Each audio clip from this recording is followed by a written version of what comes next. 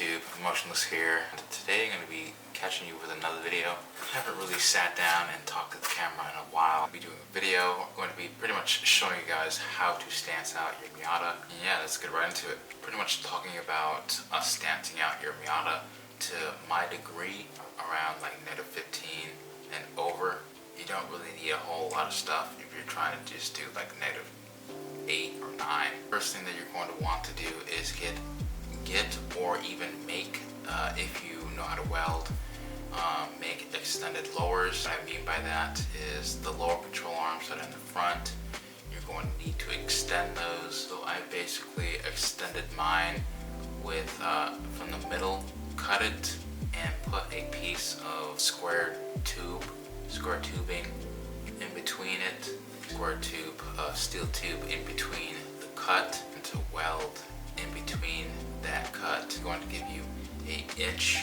I believe this is an inch. Let me double check. At least 3/4 of an inch extended. Not really hard to do if you know how to weld. If you don't know how to weld, there are places that you can get them custom done, me included, for that type of fabrication work.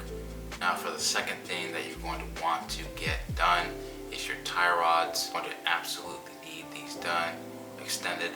I have mine extended about 2 inches, the tie rod ends, and I also have aftermarket tie rod inners, just because the OEM ones, the threading is a bit short, and the aftermarket ones have a bit more threading than the OEM ones. I changed the inners, and the outers are extended by 2 inches, so that I'll be able to have a lot of play for the toe, just because if you don't get yours extended, you won't be able to get your alignment done right, which is pretty crucial for stance cars, because you don't want to have a stance car where it won't toe outward.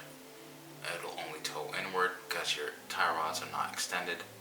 So if your tie rods are extended, they will be able to toe outward a little bit to where it is as straight as possible.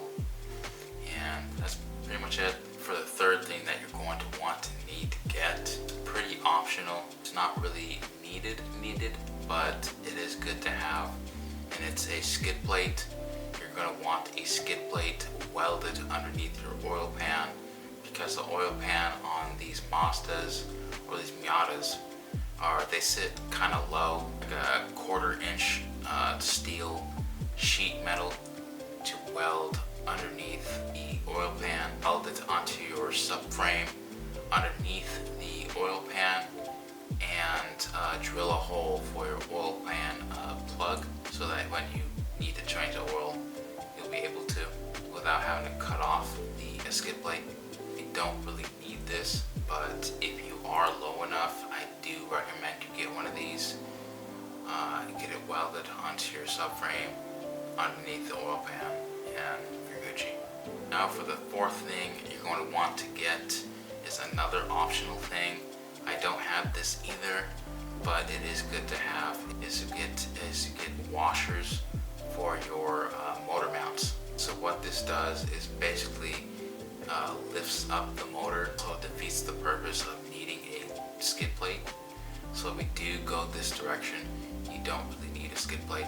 The fifth thing is something that you're going to need to stance out your Miata, and is rear shortened uppers.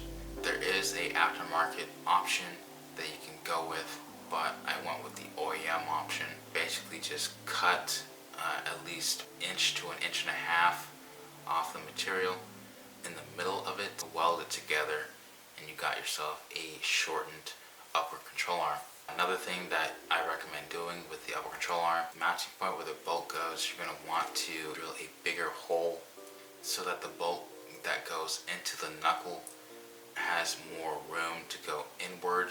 That extra space that you drilled for the mounting point, since the hole is like this, the hole after you drill it bigger will actually widen it like an oval, so that like I said, the bolt will be able to move inward more, for the knuckle to also move inward more to camber in. I basically just used one of these drills with this type of drill bit to widen that hole a bit more. Pause. All you need to do that, and you got yourself a shortened upper control arm.